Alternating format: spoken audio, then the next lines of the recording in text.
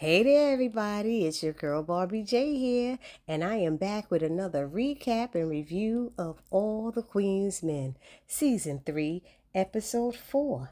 The choice is yours. And the synopsis for this episode says Amp advises Fuego to stay in line, Madam gets a lead on her stolen bills, Casanova takes a dangerous risk, and Trouble must decide how far she'll go to prove herself. And they are so right about that. And she didn't get very far, I tell you that much. But before we get started, if you haven't subscribed to my channel, please take a moment right now, hit that subscribe button, then hit the notification bell. It'll let you know every time I upload a new video. Then I ask that you hit the like button, which is the thumbs up button, write a comment, and share. So, this episode begins with Blue and Tommy on the ground in the club eating parking lot, after that nut Fernando blew up a car with his wife's body in it. So Tommy says, let's go. And Blue is concerned if her car or Tommy's cars are rigged to blow up as well. So Tommy says he's got a tracker on it, so anybody get near his car, he'll know about it. So Tommy says he got to take her to Madam's house because she would kill him if he left Blue there by herself. So Blue was like, okay, fine. So we got Casanova. He's handcuffed behind his back in the interrogation room with Detective Davis and that commanding officer. I swear I'd never heard his name. I don't know what it is. So he is begging for a chance to help them, take down Madam. And he's given 24 hours to get them some evidence or else he's getting locked up. So Detective Davis uncuffs him and she gives him a piece of her mind before letting him go. And as he leaves out of the precinct, a young lady recognizes him and she makes a call to Trouble and lets her know that her boy is there. And Trouble's like, who? And she said the one they were going to jump that night. And she said he was just at the precinct and that he's a cop because he was talking to the other cops and they knew his name. So now Trouble had just pulled up to her apartment with Rayshawn when she got this info and was shocked by the new information and was glad that her friend told her. Because she trying to make a good impression for Madam. So first Trouble tells Rayshawn to get back on, let's go. She has a bike, And so she said she want to go tell Madam, but he was acting so darn scary that she told him to just stay there. He asked could she at least let him into the apartment because it's cold out there. Then he added that he would cook. And she asked, what's that? What you want to cook? What you want to cook? And that fool said, ice cream. She said, I fell out. She said, Igga, you stay out here and wait. And I then rode off and left him. He said he was going to cook some ice cream. This fool crazy. So now we see Tommy and Blue in the car talking about what happened and Blue wanting to get revenge on, Fernando. And Tommy's reminding her that Madam said to stand down. Then Blue's phone rings and it's Fernando. And he tells Blue it's her fault that he blew up his wife and it's because of Blue because she effed her, and adding that if he can't have her, no one can. So Blue asks where he is so she can bring him some flowers. And he gives her an address and she tells him that she's on her way. And Tommy was like, that's a setup. And besides, you're going to Madam's. And Blue is like, I don't care. And Tommy was like, do I have to knock your ass out to bring you there? And Blue said, that'll be the first and the last time you put your hands on me. I said, oh, they all try to act like they so tough. They all could be beaten. All of them can. Anyway, we have that commanding officer now and Detective Davis talking, and he's saying that it's an election year and he needs a big bust or something like that. And Davis told him that the Madam thing was going to be it, but she hasn't given him anything, and he's got his sights on a big promotion or a political position or something like that. And she needs to make this bust happen any way possible. She said, he told her to F going by the book. And David said, but that's how I roll. And he told her that she needs to bring back the person that she used to be when she was climbing the ladder, because that person did what she had to do to take down a biatch. I said, damn, it's like that. So he told her to take a risk. And I'm thinking in next week's episode, that's why she takes that risk. So anyway, Tommy and Blue are at Madam's house and Joey comes into the room and let them know that she is sleeping. Tommy snaps at him and lets Joey know that he doesn't like him or trust him and to stay the F out of his way. Then he gets soft and tells Blue about the guest bedroom. It has fresh sheets with a touch of lollipop sprinkled on the sheets and a chocolate mint that he made into his special ginger Tommy cookies for her. And Blue is looking at him like, huh? And he's like, what? She said, Igga, you confused the shit out of me. I don't know what you are. And I was laughing because he go from a tough guy to like Mr. Softy and stuff, you know. And he said, whatever, just go to bed. So now we have Fuego at Amp's apartment, thanking him for letting him stay there. And because he didn't want to go back to his apartment where, you know, the ex was killed. And he tells Fuego how he killed the girl at Eden and how he killed his ex-girlfriend. And that's the one which landed him in jail. Then he tells how he fell in love with a chick. He never says it's Dime, but we all know that's who he's talking about. And he tells how his aunt, the only person he had left, almost killed him because of what this chick told her. Then Amp tells Fuego some stuff about Madam he didn't know. And he tells him to just dance and shut up because there is no winning in this except for her. And wow, Fuego was just like floored hearing this information. He was a good guy. All he wanted to do is pay for his college and do his computers.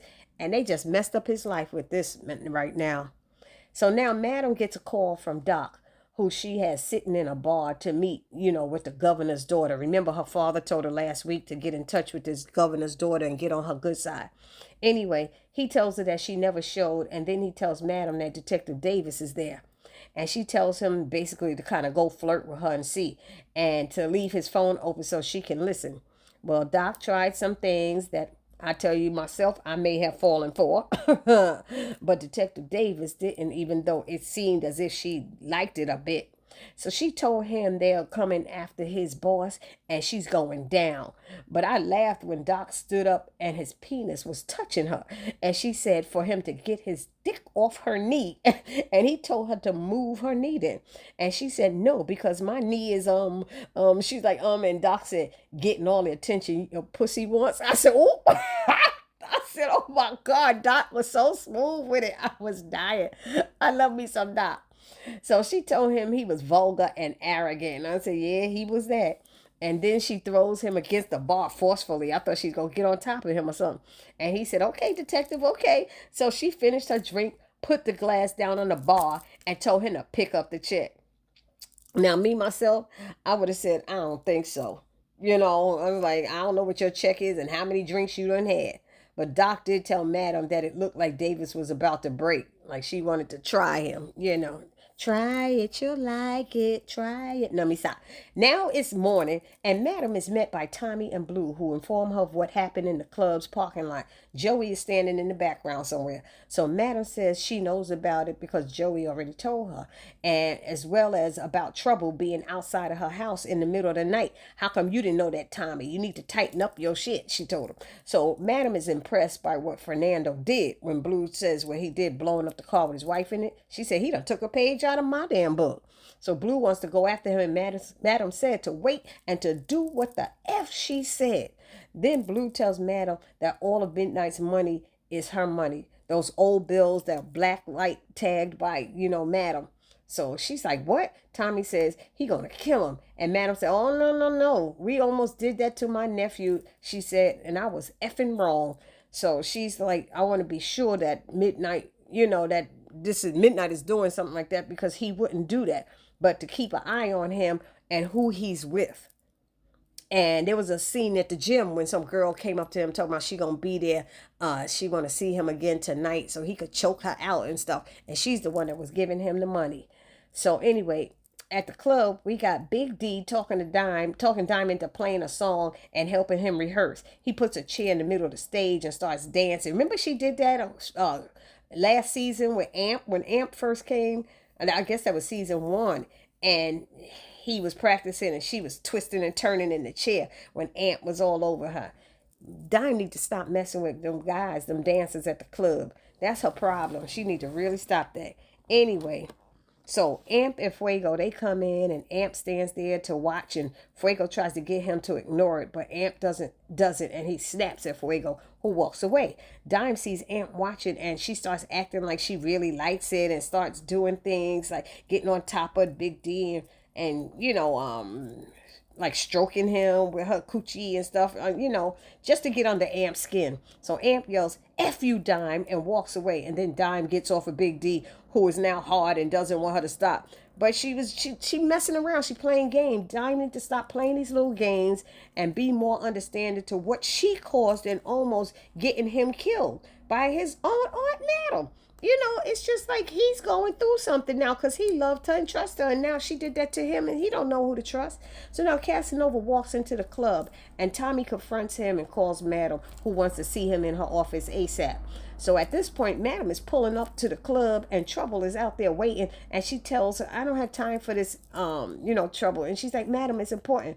So she tells Madam that Casanova is a cop, and Madam want to know how she knows that. And she said one of her homies saw him there at the precinct last night talking to a detective. So Madam said, thank you. Tommy brings Casanova to Madam's office, and he apologizes for not showing up last night and says he wasn't feeling well, whereas we just found out he was at the precinct, right? Hello. Anyway, she asks him what info does he have for her, and it's really nothing when he gives it to her. So then she asked him, was he wearing a wire? He said no. And she said, I don't believe you, and told him to take off all his clothes.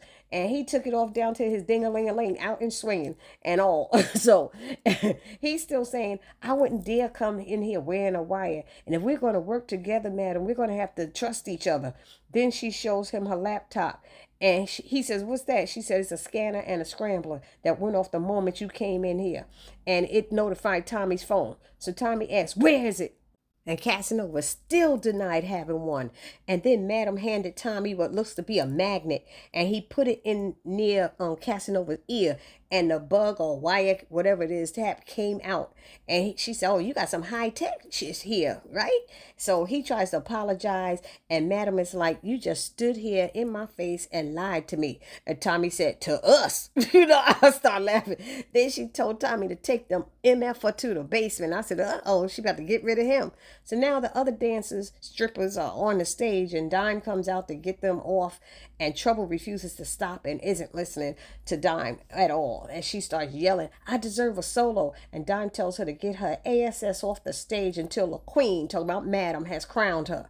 Then Dime introduces the men of Eden to get onto the stage. She goes to her booth, and Blue comes and tells her that Madam said to keep the music loud. At this moment, Madam is in her office and gets a call from Concierge, who lets her know that she didn't make the plane and that he is on his way back from Mexico. And he said that Lotus' father is enraged and has given him a mandate. She's like, a mandate? Oh, ooh. And he said there needs to be a reckoning, and that he has to touch something that she holds dear to her. And she replied that she doesn't hold anything dear. And he said, are you sure about that? I was thinking it might be the club or something like that. So Madam said, is that it? And then he added that the second part is that you or someone you love is going to hang from the bridge in Guadalajara in the afternoon sun. And he was so dramatic with it. Now sleep well, he told her. And she was like, whatever. And she hung up. But we all know she was shaking a bit. That's why she got all this extra security, because he told her he was aware that she had extra security. He makes it his business to know, he told her. So it ends with Trouble arguing with Tommy in the hallway. And when Madam asks what's going on, and Trouble asks, can she at least get a solo up in this biatch? And she also states that she is loyal and down with them and feels she has proved that. Madam said, okay, you can have your own spot. And Trouble is excited and said, thank you, Madam. She said, but first, you got to do something for me. Madam said, and Trouble was like, okay, like what? And he said, you going to prove you're loyal, right? And she said, absolutely. So she takes Trouble to the basement, and Tommy was like, Madam, no. She said, no, I'm taking her. And she sees Casanova beat up and tied to the chair. So Trouble is laughing at him, calling him a biatch ass cop, and saying how she never liked his ass, and no, he was up to something, sneaking around and stuff. So Madam is like, oh, you never liked him? She said, so here. She hands Trouble a gun and tells her to shoot him. But Trouble couldn't do it. She kept saying, but Madam, he's a cop. Madam said, do it, Trouble. Do it. She said, just pull the trigger. You said you want to be down with us. Pull the trigger. And Trouble said, Madam, as she shook her head. And it went off just like that. So y'all let me know what y'all thought about that and down in the comment section. That's how this episode went. Please don't forget to Subscribe, like, comment, and share. And I will see you all in the next video. It's your girl Barbie J saying peace.